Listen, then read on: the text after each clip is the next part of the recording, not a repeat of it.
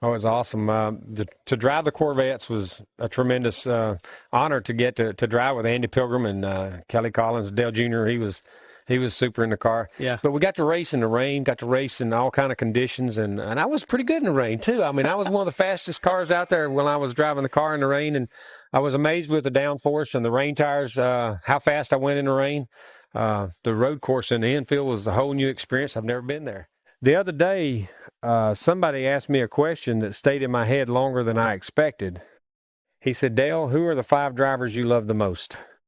Not the greatest drivers, not the toughest competitors, not the guys with the most wins. The drivers you love the most. I laughed for a second because that's actually a harder question to answer. When people ask about the greatest, you've got statistics to lean on. You can talk about championships, victories, and records. Everybody's got an opinion, but at least there's something you can measure. When you start talking about the people you love, that's different. That's personal. That's about memories.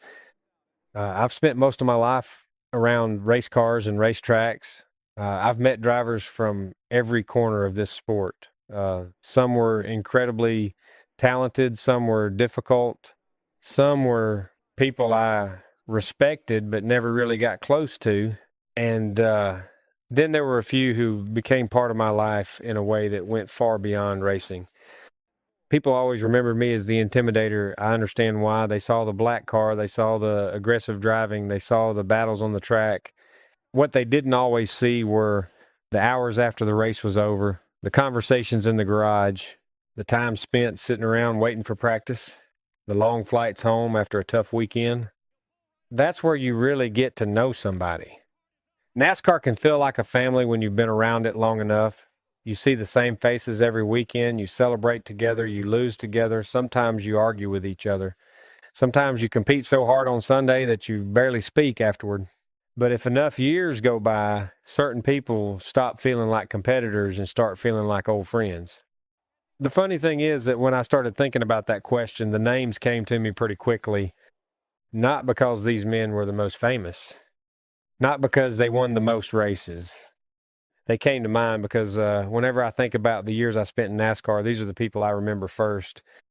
And the first name that came to mind was Neil Bonnett. I don't think there was anybody in NASCAR who could make me laugh faster than Neil Bonnett. The first time I really got to know him, I realized pretty quickly that he had a gift for making people feel comfortable. It didn't matter whether you were a rookie trying to prove yourself or a veteran who'd already won races, Neil treated everybody the same. He could walk into a room, tell a story, and suddenly the whole place felt lighter. What people see on television is only a small part of a driver's life. They see the green flag and the checkered flag. They don't see the hours in between. They don't see the airport terminals, the hotel lobbies, the long evenings after a race when everybody is tired and trying to unwind. That's where friendships are built, and Neil was one of those guys who made those moments better. I remember plenty of weekends when the pressure was high and everybody was focused on their own problems. Sponsors wanted results, owners wanted results, drivers wanted results. Then Neil would show up with that grin of his and somehow remind everybody that there was still supposed to be some fun in this business. What I always loved about him was how genuine he was. NASCAR was growing fast during those years. More television coverage, more attention, more money. A lot of people changed as the sport got bigger. Neil never seemed the same guy you talked to in the garage was the same guy you saw at dinner later that night. There wasn't a public version and a private version. What you saw was what you got. Of course, he could drive too. Nobody lasts in this sport without talent, and Neil had plenty of it. But honestly, that's not why he's on my list. He's here because every garage needs somebody who reminds people not to take themselves too seriously. Every group needs somebody who can make a bad day feel a little better. When I think about Neil now, I don't immediately picture a race car. I don't think about a finish or a trophy. I think about hearing him laugh from somewhere across the garage and knowing that whatever story he was telling was probably getting bigger every time he told it. And the truth is, NASCAR felt a little quieter after he was gone. The first thing I remember about Benny Parsons wasn't a race. It wasn't a championship either. It was the way he treated people. When I was still trying to establish myself in NASCAR, Benny was already somebody everybody knew. He'd won races. He'd won a championship. He'd earned respect throughout the garage. A lot of drivers in that position can make younger guys feel like they don't belong. Benny never did that. He had a way of talking to people that made them feel comfortable almost immediately. You never got the sense that he was trying to prove he was important. He already knew who he was, and maybe that's why he never felt the need to remind anyone else. One thing I've noticed in racing is that people usually remember talent first. They'll remember how fast somebody was or how many trophies they won. But after enough years pass, that's not always what stands out. Sometimes what you remember is how somebody made people feel. That's what I remember about Benny. Every weekend, he'd move through the garage talking to drivers, crew chiefs, mechanics, reporters, fans. It didn't matter who you were. He always seemed interested in the conversation. He always seemed willing to stop and give somebody a few minutes of his time. That's a rare quality. As NASCAR got bigger, Benny became one of the faces people trusted. When he moved into broadcasting, that didn't surprise me at all. Fans felt like they knew him because he was exactly the same person on television that he was in real life. There wasn't any act involved. There wasn't a character he turned on for the cameras. The Benny you saw on TV was the same Benny you'd run into walking through the garage. I think that's one of the reasons so many people loved him. There are drivers who are remembered because they were intimidating. There are drivers who are remembered because they were fierce competitors. Benny was remembered because people genuinely enjoyed being around him. Whenever I think back to those years, I can still picture him smiling, shaking hands, talking with somebody he had probably met only 5 minutes earlier. Somehow he always made people feel like old friends. And that's not something you can measure with a trophy. That's just the kind of man he was. I spent years trying to beat Cale Yarborough. That's probably the first thing that comes to mind whenever I think about him. Before I ever knew him personally, I knew exactly who he was on the racetrack. If you grew up around NASCAR during those years, you couldn't avoid hearing about Cale. He was tough, fearless, and maybe most importantly, he expected to win every single time he climbed into a race car. I admired that long before I ever admitted it. The thing about Cale was that there was never much mystery to him. What you saw was what you got. If he was unhappy, you'd know it. If he respected you, you'd know that too. He wasn't interested in playing games or telling people what they wanted to hear. In a sport full of strong personalities, that honesty stood out. As competitors, we weren't always on the same side of things. That's just the nature of racing. When you've got two drivers who both believe they belong at the front, there's going to be tension from time to time. There are going to be disagreements. There are going to be days when one guy leaves happy and the other doesn't. But even during those moments, I never doubted Cale's toughness. Some drivers race hard until things get uncomfortable. Cale raced hard all the time. It didn't matter if it was the first lap or the last lap. He wasn't looking for an easy way out. He wasn't looking for excuses. If you beat him, you earned it. I always respected that. Over the years, as I got to know him better, I realized the man away from the racetrack wasn't all that different from the driver. He was straightforward, honest, confident, sometimes stubborn. But you never had to wonder where you stood with him. That's something I came to appreciate more as I got older. There are plenty of talented people in this world. There are fewer people who are completely authentic. Cale was one of them. Even now, when I think back on the toughest competitors of my generation, his name is always near the top. But when I think about why he's on this list, it isn't because of the races we ran. It's because every time I saw Cale Yarborough at a track, I knew I was looking at a man who loved racing as much as I did. And somehow that always made me want to drive a little harder.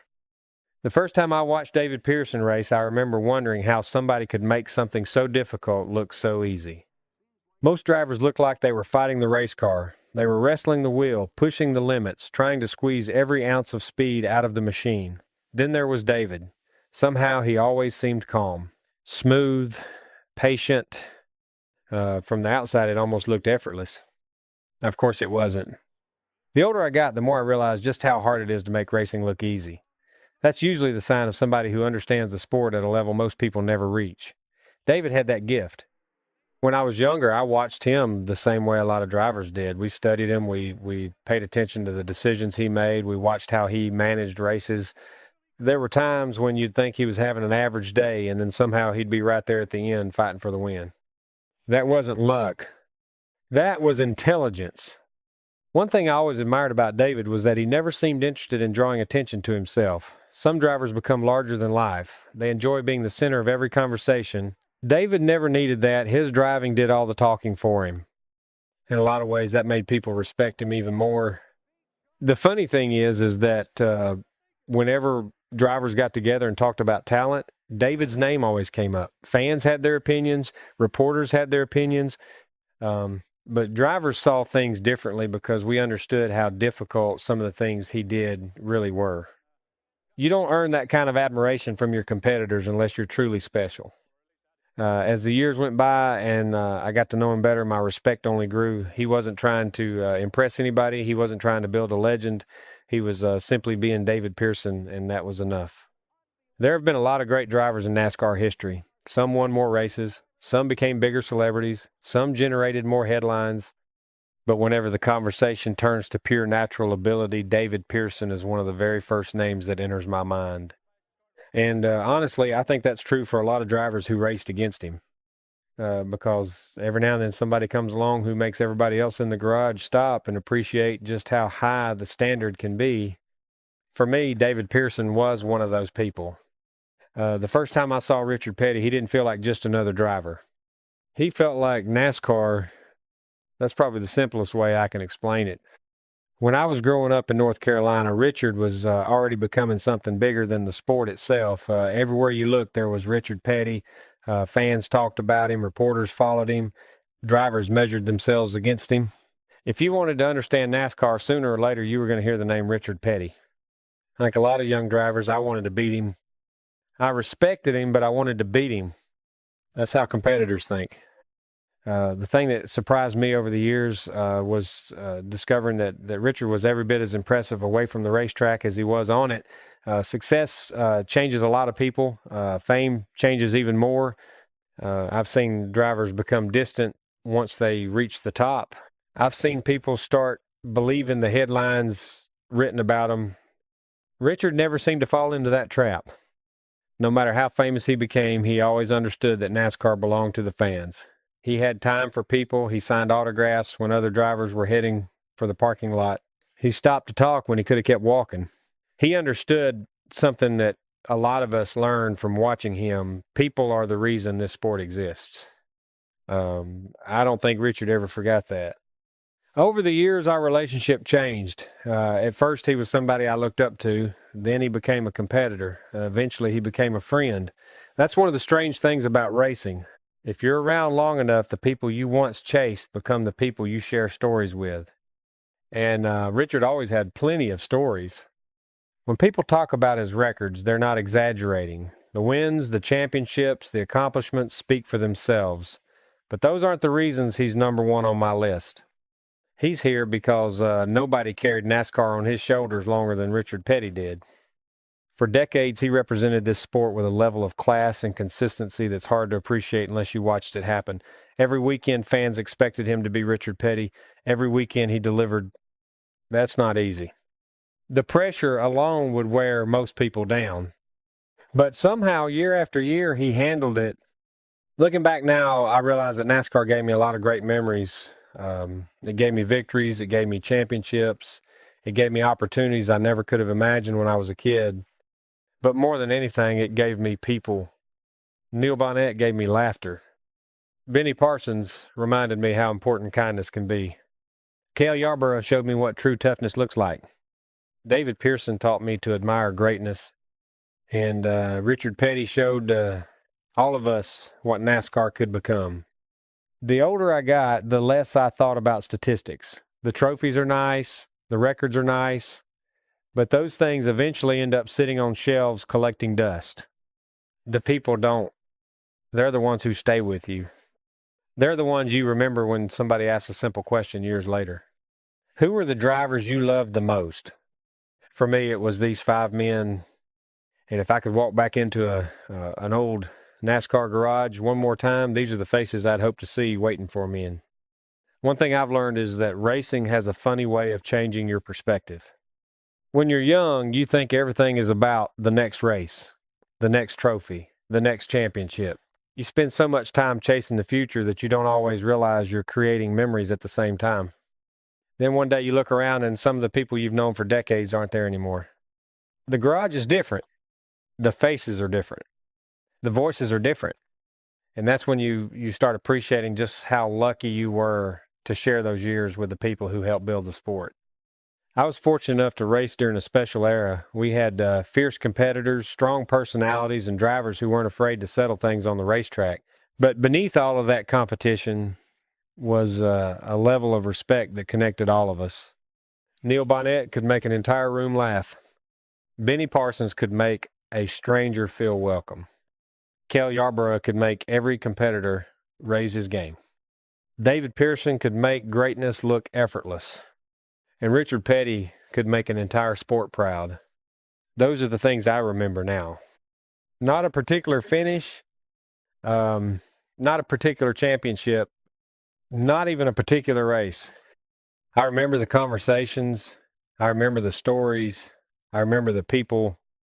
Because at the end of the day, NASCAR was never just about cars going in circles. It was about the men and women who devoted their lives to something they loved. I was lucky enough to share that journey with some incredible people. And if somebody asked me that same question again tomorrow, I have a feeling I'd give the exact same 5 names. Not because they were perfect. Not because they always agreed with me. But because they made the road a whole lot better while we were traveling it together. And after all these years, that's what matters most.